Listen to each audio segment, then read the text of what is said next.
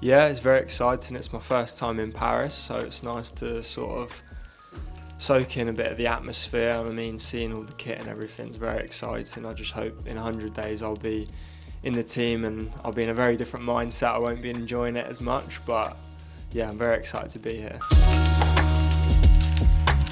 I picked up BMXing when I was 19. I did it for about a year before I got the opportunity to become full-time. And that's a very quick turnaround. That's down to a couple things. It's down to, I actually used to ride stunt scooters before then. That gave me a lot of the basic skills to ride BMX. It's a great pathway sport into a lot of extreme sports. Also, I said yes to a lot of opportunities. I went to a couple contests. I went to NAS Festival and then featured on a TV show, which someone was there who was a head judge, and they recommended that I applied for the Olympic team because it was just starting at that time. Having gone to the tryouts, I made the team.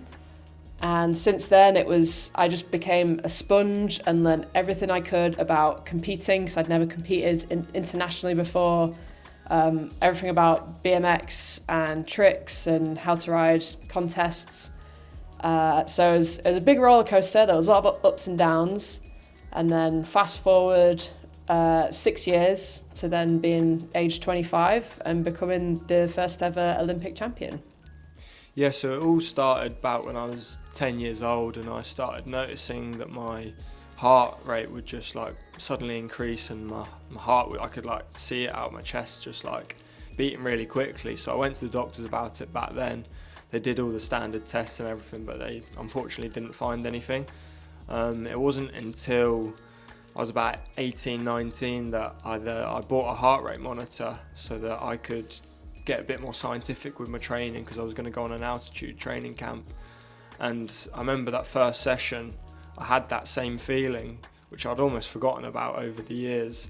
And I looked and it said my heart rate was like 246 beats per minute. And I was studying PE, GCSE at the time, and I was thinking, well, they tell me it's 220 minus your age is your maximum, and the numbers weren't quite adding up. So yeah, so then I started seeing a specialist, and first of all they said, can you stop training? And I was like, well, this is kind of my career goal, is to be a professional athlete.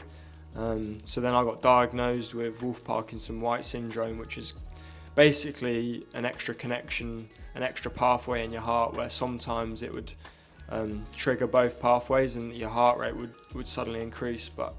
So I had an ablation to resolve the problem during COVID, which was nice that I wasn't missing out on any athletics, but it was tough because it meant like my family and that couldn't come in the hospital with me. But yeah, since then I've had no issues, and yeah, I managed to bounce back quite well. I do get quite a lot of messages online actually since that race in Budapest, that a lot of other people have this same issue, and it's good to know that I can sort of give off the message that you can bounce back from it, you can progress in your sporting aspirations after having heart surgery.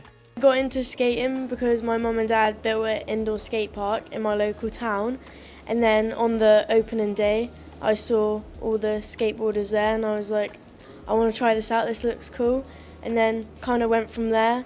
And then probably like 3 years after I started, that's when I started doing like more like competitions, but like more of the little ones, like the local ones, and then gradually just got like bigger from there.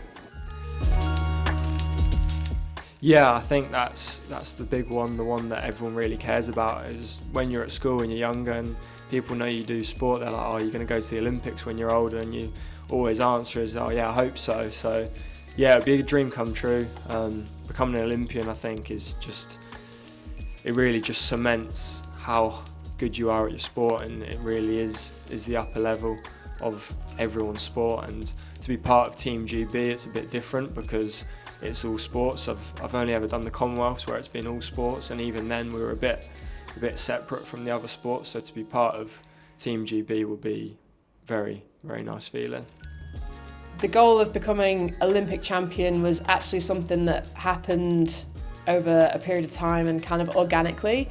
It was an opportunity that came to me, and at first it was, you might have the opportunity to make it to the Olympics. And honestly, I just thought, it was the same with the tryouts. I thought, worst case scenario, I get a free trip to go ride my BMX in North Carolina in the sun, amazing. And if it doesn't work out, then I go back to my job working in the kitchen, nothing lost. And it kind of kept growing from there, and then it's like I made the team. Okay, well, we might be able to keep competing, and then we started to get decent points, and qualifying for the Olympics started to feel like a reality. So it's like, okay, we might be able to qualify.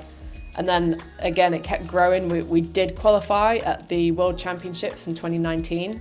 I got a podium spot, which meant a qualification for Tokyo. So then once we kind of realised we were going, with a bit of encouragement from my coach and my team around me, it was like, why not go for gold and go all in if we're doing this thing? So yeah, it happened quite organically, and I couldn't have done it without the support of the people around me. Becoming the Olympic champion, it drastically changed my life. I came across so many amazing opportunities. I got to work with so many incredible people and brands such as Adidas and all the other brands that support me. It was definitely a wild journey after the games, where there was a lot of highs and lows. There was really difficult moments and really incredible moments, and it's not something that's as easy to handle as you think. I think a lot of people think they make it there and the job's done, and then you realise you want to carry on competing, and it's a whole new roller coaster and a whole new Olympic cycle. So it's been a really wild journey, and I'm extremely grateful for everything that's come my way since then. What makes it cool for me is you get to travel the world with it. You meet new people, make new friends, and like the feeling of landing like a new trick or landing a run you wanted to get is like, the feeling's like undescribable. You can't like, it's so hard to like describe what that feeling is, but it's like the best feeling ever. And it's just like, it feels like you're flying. It's just really cool, yeah. For me, BMXing and action sports as a whole has definitely been on the cooler side of the sports, and I think that's definitely because it's a lifestyle. Along with the sport generally comes a taste in music, a taste in fashion, but it's very individual. Everyone's got their own style of riding a bike as well as lifestyle off the bike. For me, it's something really special because it speaks to a lot of community, and I love the adventure, and I also love the process of learning. So for me, it's kind of all my challenges and reasons why all in one. That's why I absolutely love it. And I think a lot of people will agree that no one really gets into a sport, or at least especially not action sports, just solely to compete. I think a lot of people do it just because they love it, and if you're lucky enough, it might turn into being able to compete full time and be a job, which is just incredible. The new Adidas kit for Paris 2024 is incredible. It somehow just keeps getting better and better from Tokyo. I love the vibes. There's definitely a couple references in there to being a little bit retro, whilst keeping in with the fashion of today, and I think everyone's going to really like it. I'm like so stoked to be part of Adidas. Like, I never thought I'd be like representing them, but it is like the biggest opportunity I've had in skateboarding so far, and it's like, just like, I love their clothes, love the team, the people, like, it's just like, yeah, it's so sick.